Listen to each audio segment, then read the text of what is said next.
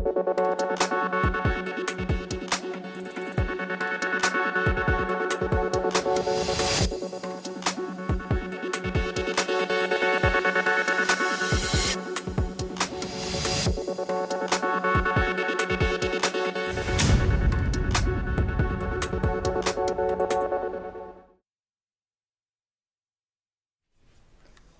आप देख रहे हैं जन टीवी और मैं आपके साथ आकांक्षा पारिक। खबरों की शुरुआत से पहले एक नजर हेडलाइंस पर।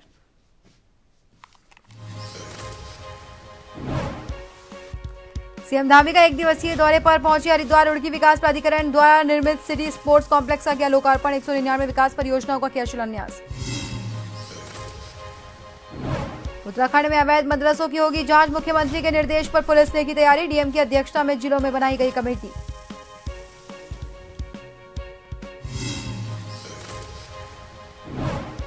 नैनीताल में मेयर और पालिका अध्यक्ष पदों के आरक्षण की अधिसूचना जारी। भीमताल पालिका के बदले समीकरण। प्रत्याशियों की धरी रह गई तैयारी। सामान्य सीट की थी आस। आईएएस संत को कई विभागों का कार्यभार देने मामले में नैनीताल हाईकोर्ट में सुनवाई। कोर्ट ने 4 सप्ताह में मांगा सरकार से जवाब। टैक्सी मैक्सी महासंघ की याचिका का था मामला। और कॉर्बेट नेशनल पार्क पहुंची 15 आईएफएस ऑफिसर्स की टीम। पार्क के प्रबंधन, इको टूरिज्म और वन्य जीवों के लिए जानकारी। ह्यूमन वाइल्ड लाइफ कॉन्फ्लिक्ट से बचाव के तरीकों पर भी की बात।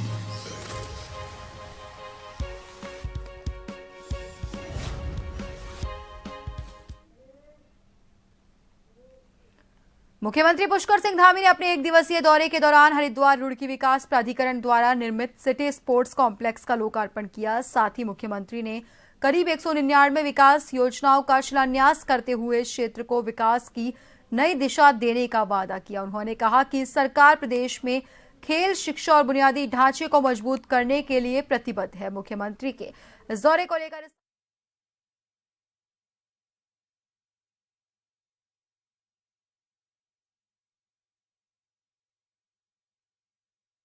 संचालित हो रही हैं उनके खिलाफ सख्त कार्रवाई की जाएगी। दिल्ली की घटना पर प्रतिक्रिया देते हुए उन्होंने विपक्ष पर निशाना साधा और कहा वो लोकतांत्रिक तरीके से काम करने में असफल हो रहे हैं, इसीलिए ऐसी घटना पर उतारू हैं। उन्होंने विश्वास जताया जनता हरियाणा और महाराष्ट्र जैसे राज्यों में उन्हें सबक सिखाएगी।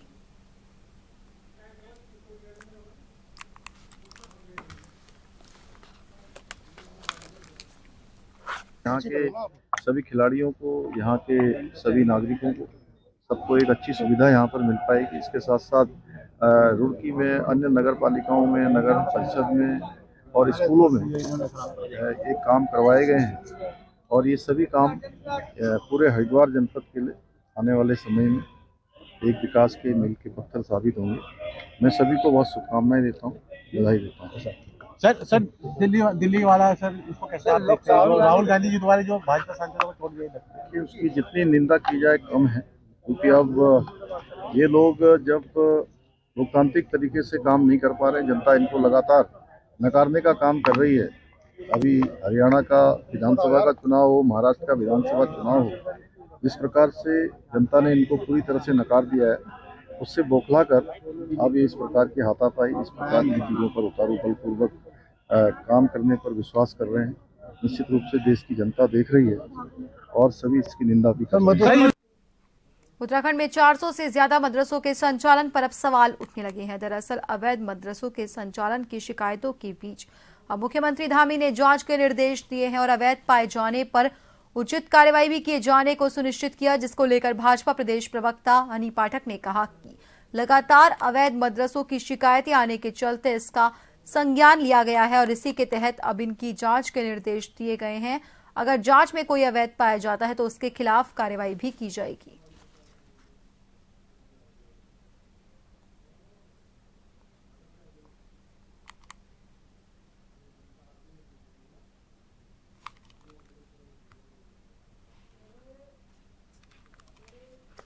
उत्तराखंड पुलिस राज्य में संचालित अवैध मदरसों में बाहरी राज्यों के बच्चों को पढ़ने की खबरों पर संज्ञान लेते हुए राज्य के सभी जिलों में मदरसों की गहनता से जांच करेगी। मुख्यमंत्री पुष्कर सिंह धामी ने इस संबंध में डीजीपी दीपम सेठ को जांच के निर्देश दिए हैं। पुलिस महानिरीक्षक अपराध और कानून व्यवस्था नीलेश आनंद भरणे ने बताया कि मुख्यमंत्री के निर्देशों के क्रम में राज्य में संचालित सभी मदरसों की पारदर्शिता सुनिश्चित की जाएगी। ये जांच प्रक्रिया बच्चों की सुरक्षा और राज्य में कानून व्यवस्था बनाए रखने के लिए जरूरी है। इस जांच अभियान का मुख्य उद्देश्य अवैध गतिविधियों पर रोक लगाना और ये सुनिश्चित करना है कि सभी मदरसे कानूनी ढांचे के भीतर काम करें। इसके साथ ही उन्होंने बताया कि सभी जनपदों को 1 माह के भीतर विस्तृत जांच रिपोर्ट प्रस्तुत करने के भी निर्देश दिए गए हैं।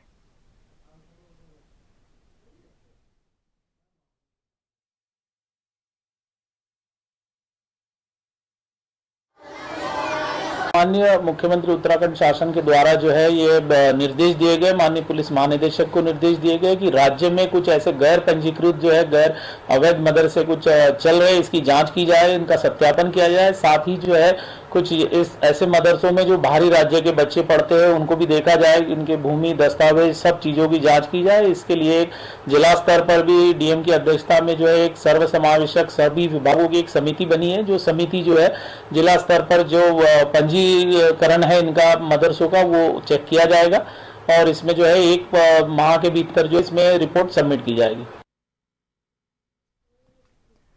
प्रदेश में नगर निकाय चुनाव को लेकर मेयर और पालिका अध्यक्ष पदों के आरक्षण की अंतिम अधिसूचना जारी होते ही भीमताल नगर पालिका के समीकरण पूरी तरह बदल गए हैं। अपेक्षा के विपरीत ओबीसी महिला सीट आने के बाद कई प्रत्याशियों की तैयारियां धरी की धरी रह गई। भीमताल नगर को हाल ही में नगर पंचायत से पालिका का दर्जा मिला था, जिसे देखते हुए लोग अनुमान लगा रहे थे कि भीमताल सीट सामान्य आएगी।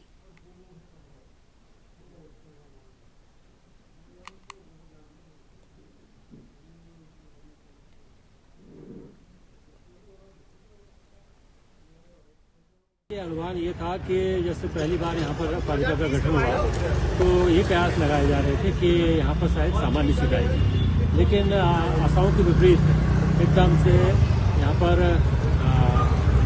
ओबीसी सीट का यहाँ पर तो दिया गया है महिला। आज तक वैसे ओबीसी सीट आई नहीं थी कभी, लेकिन इस बार यहाँ पर आई है और अब जो भी सीट आ गई है इस पर कांग्रेस समर्थन कर रही है। माननीय राज्य निर्वाचन आयोग के निर्देशों के क्रम में 2 बार तो पहले किया गया था, अभी एक बार फिर से स्पेशल कैंप लगाए गए थे अभी, तो उनको हम माननीय आयोग के अनुमोदन के लिए भेज रहे हैं। जो हमारा ड्राफ्ट पब्लिकेशन हुआ था उसमें आपत्तियां मांगी गई थी, तो उसमें हमारा टोटल 9,557 इतने वोटर हमारे हुए थे। लेकिन उसके बाद फिर से माननीय राज्य निर्वाचन आयोग के निर्देशों के क्रम में मई में पुनः जो है स्पेशल कैंप लगाए गए थे बूथों पे, तो 484 हमारे फिर से उसमें बढ़े थे और 28 जो है वो डिलीशन हुए थे। तो इस प्रकार से आज हमारा टोटल आज की डेट में हमारा 10,013 वोटर जो है वो नगर पालिका परिषद के रजिस्टर्ड।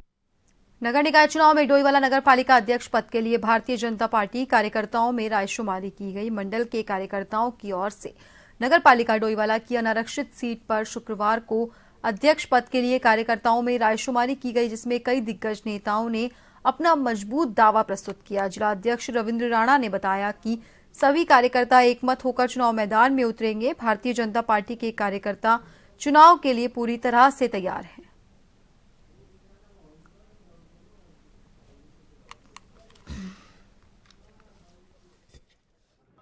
उत्तराखंड में अब निकाय चुनाव के लिए भारतीय जनता पार्टी ने कमर कस ली है और अंतिम पड़ाव में हम लोग पहुंच गए हैं। कल हमारी ऋषिकेश नगर निगम की रायशुमारी थी और आज हमारे डोईवाला जो हमारा नगर पालिका है इसकी रायशुमारी है।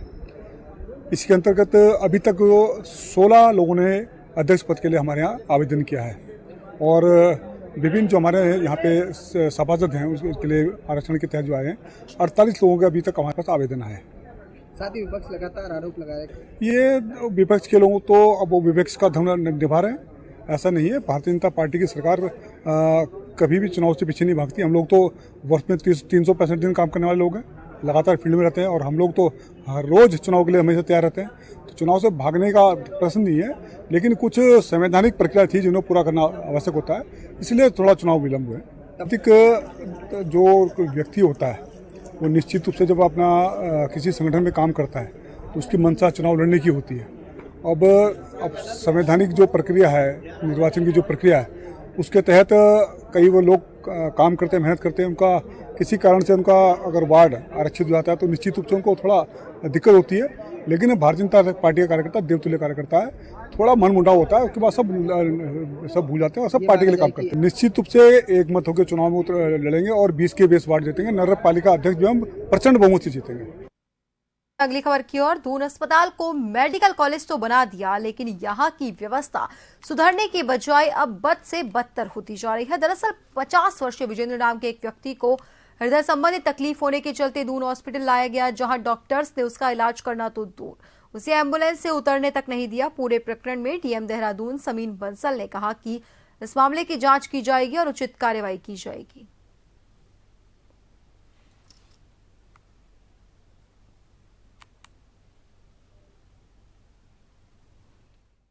कम्युनिकेशन की कमी है यहाँ पर।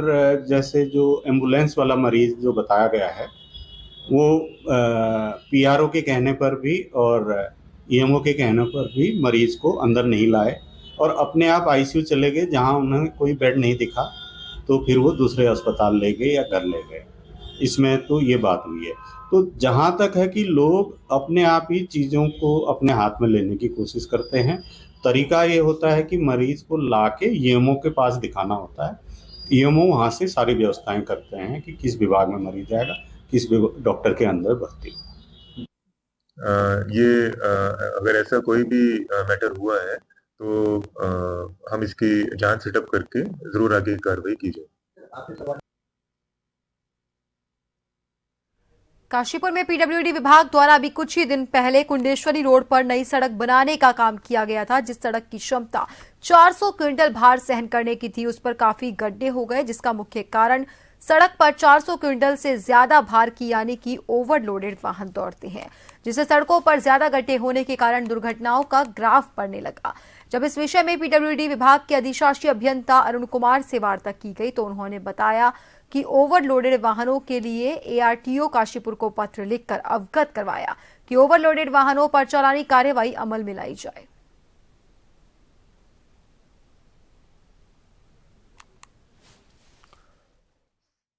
तो इसमें दो तरीके से काम है। एक तो पहला इन्फोर्समेंट वाला भी है, जिसमें कि ओवरलोड जो व्हीकल चल रही है उनके ऊपर कार्रवाई, जिसके कारण सड़कों को क्षति पहुंचती है। दूसरा, कुछ गड्ढे ऐसे हो जाते हैं जिनके कारण दुर्घटना कारित हो जाती है। जो सड़क के किनारे है, सपोज करिए कि सड़क के किनारे कोई गड्ढा है और कोई मोटरसाइकिल वाला आ रहा है, उस गड्ढे को बचाने के लिए उस समय को थोड़ा सा सड़क की तरफ किया और पीछे वाली गाड़ी ने उसे हिट कर दिया। ऐसे बहुत सारे केसेस हो जाते हैं। ऐसे गड्ढों को चिन्हित करके भरने के लिए तुरंत कैसे उस पर कार्य हो सके, इसको लेकर के पिछले सड़क सुरक्षा समिति की बैठक में चर्चाएं हुई थी कि रेडी मिक्स का प्रयोग किया जा सकता है। जो कैटेगरी ऑफ रोड के हिसाब से जो है उसमें क्रस्ट का प्रावधान किया जाता है और वो उन्हीं टाइप के वाहनों को चलने के लिए है।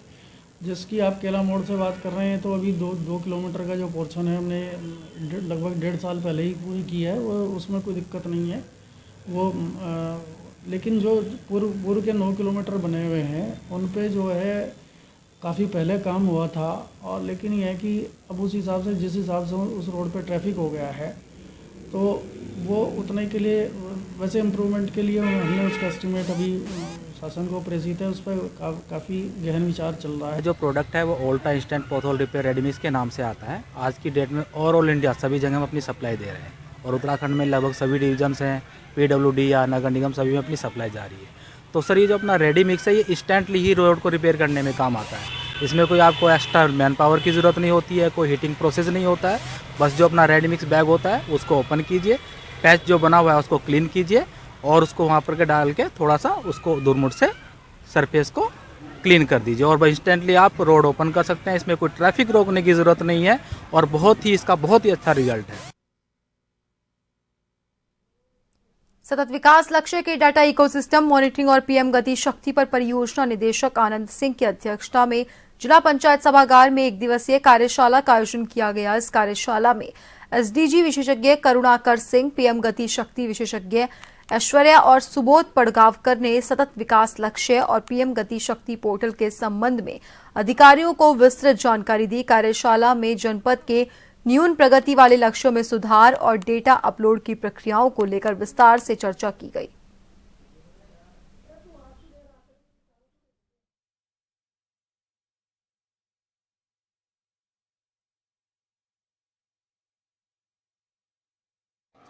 जनपद सतत विकास लक्ष्यों को लेकर कार्यशाला का आयोजन किया गया, क्योंकि जनपद स्तरीय कार्यशाला थी, इसमें समस्त जनपद स्तर के अधिकारीगण भी मौजूद थे। इसका जो मेन एजेंडा हमारा ये था कि जो हमारे SDG के गोल्स हैं, जिन्हें हमें 2030 तक जो लक्ष्य हमें हासिल करना है, उसके जो हमारे इंडिकेटर्स हैं, उन इंडिकेटर के क्रम में जो हमारे बहुत सारे विभाग हैं, जैसे कि एजुकेशन हो गया, हेल्थ हो गया, तो उन इंडिकेटर में कहाँ पिछड़ रहा है, तो उसके संबंध में सारे जिला स्तरीय अधिकारियों से बातचीत की गई, ताकि आने वाले समय में इन इंडिकेटर्स के क्रम में हम बहुत अच्छी अचीवमेंट प्राप्त कर सकें और SDG के गोल्स को समय पूर्ण कर सकें।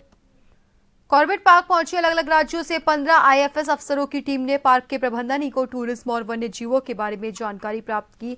इसके साथ ही ह्यूमन कॉन्फ्लिक्ट की बढ़ती घटनाओं के न्यूनीकरण और इसको लेकर किए जा रहे कामों के बारे में जाना। इस विषय में कॉर्बेट पार्क के अधिकारियों के साथ उनकी बैठक भी हुई।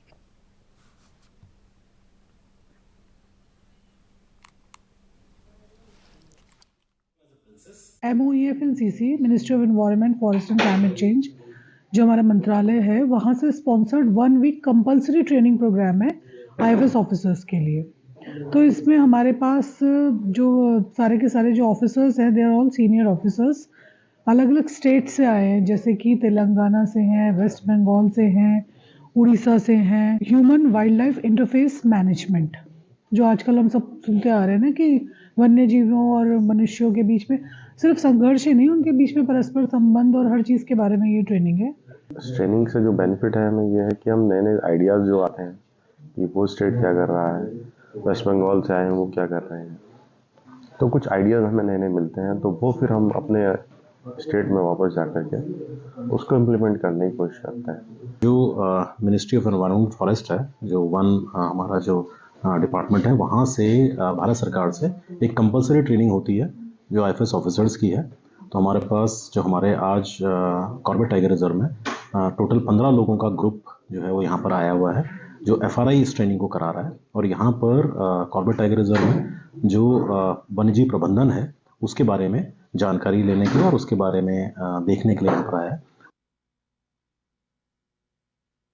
खबर उधम सिंह नगर के सीमांत विकासखंड खटीमा के ग्राम पंचायत नदन्ना से है, जहां ग्राम प्रधान माया जोशी के नेतृत्व में नदन्ना ग्राम पंचायत के पंचायत घर में सुशासन सप्ताह के अंतर्गत विकासखंड स्तरीय बहुउद्देशीय शिविर का आयोजन किया गया। विकासखंड के सभी विभागीय अधिकारी शिविर में मौजूद रहे।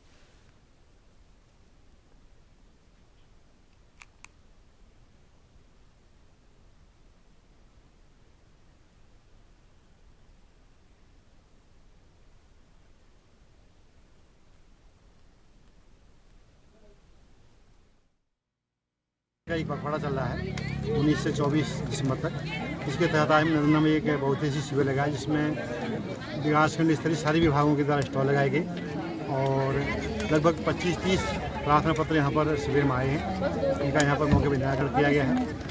सुशासन सप्ताह में आज बहुउद्देशीय शिविर यहाँ पर ग्राम सभा नदन्ना में लगाया गया। सभी ने अपनी अपनी समस्याएं रखी और समस्या का निस्तारण भी किया गया और एक हफ्ते के अंदर और जिनकी समस्याओं का समाधान नहीं हुआ है वो जिले के लिए भेज दी गई है। बाकी बहुत शांतिपूर्वक यहाँ पर सबने अपनी समस्याएं रखी हैं। नगर पालिका परिषद और नगर पंचायतों में आरक्षण के संबंध में प्राप्त आपत्तियों का 22 दिसंबर तक निस्तारण किया जाएगा। सभी नगर पालिका परिषद और नगर पंचायतों में आपत्तियों की सुनवाई और निस्तारण के लिए अधिकारी नामित किए गए हैं। अपर जिला अधिकारी विवेक प्रकाश ने नामित सभी अधिकारियों को प्राप्त आपत्तियों की सुनवाई करते हुए 22 दिसंबर को शाम 4 बजे तक इसकी आख्या उपलब्ध करवाने के निर्देश दिए हैं।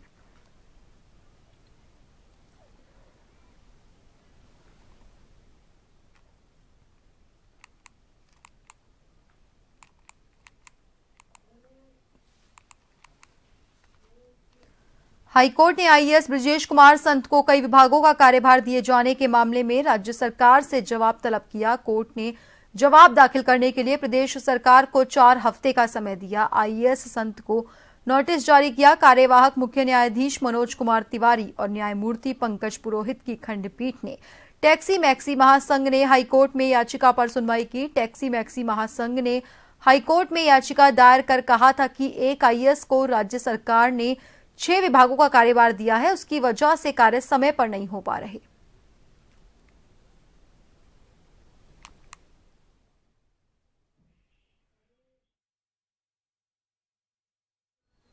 हाईकोर्ट ने चमोली के विकासखंड थराली और देवाल में 88 पेयजल योजनाओं में हुई अनियमितताओं के मामले में दायर जनहित याचिका पर सुनवाई की।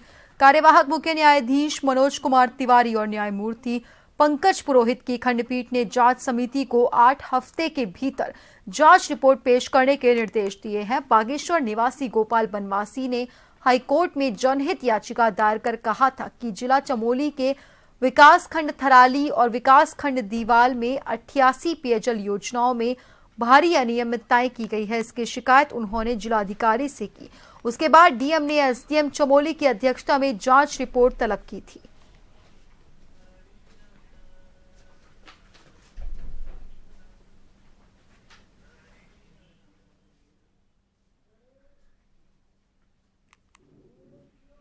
लोहाघाट के ठाणाडूंगा क्षेत्र का रहने वाला 28 वर्षीय युवक दीपक बोरा 25 नवंबर को हिटलर मार्केट से स्थित अपने गैरेज से लापता हो गया था। अभी तक उसका सुराग नहीं लगा है। क्षेत्र की आक्रोशित महिलाओं, व्यापारियों और जनप्रतिनिधियों ने लोहाघाट थाने का घेराव कर थाना प्रभारी चेतन रावत से लापता दीपक को जल्द से जल्द तलाश नहीं करने पर आंदोलन की चेतावनी दी।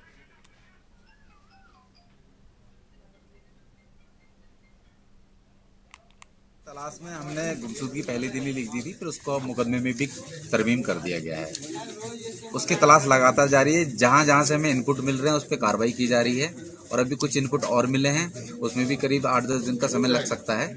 तो हमारी तरफ से पूरी तलाश जारी है। हाँ, नहीं, इनको कहें कि धैर्य से काम लें, थोड़ा धैर्य रखना पड़ता है ना। लड़का कोई फ़ोन ही ले गया अपना और उसका हमने आधार कार्ड भी रन कराया है कि क्या पता कोई दूसरा सिम ले लिया हो, और बैंक स्टेटमेंट की भी जानकारी की जा रही है और कुछ और इनपुट मिले हैं, उस पर भी काम किया जा रहा है। तो मतलब अभी हमें कुछ समय दीजिए जिससे हम उसमें अच्छे ढंग से काम कर सकें और संभावना है कि निकट भविष्य में मिल जाएगा। 3 दिन से लापता है। थाना अध्यक्ष ने हमें 10 दिन का आश्वासन दिया है, हम उसमें सहमत है। 10 दिन के बाद आश्वासन नहीं मिलने पर हम थाने का घेराव करेंगे। तो आप पुलिस के द्वारा यही जानकारी दी गई है कि हम 10 दिन का टाइम दो, 10 दिन के अंदर हम ढूंढ के देंगे, नहीं तो हम 10 दिन के बाद थाने का घेराव करेंगे। सभी व्यापार संघ वाले आके व्यापार भाइयों की सहमति से थाने का घेराव करेंगे। और फिलहाल के लिए बुलेटिन में इतना ही। बने रहिए जन टीवी के साथ। नमस्कार।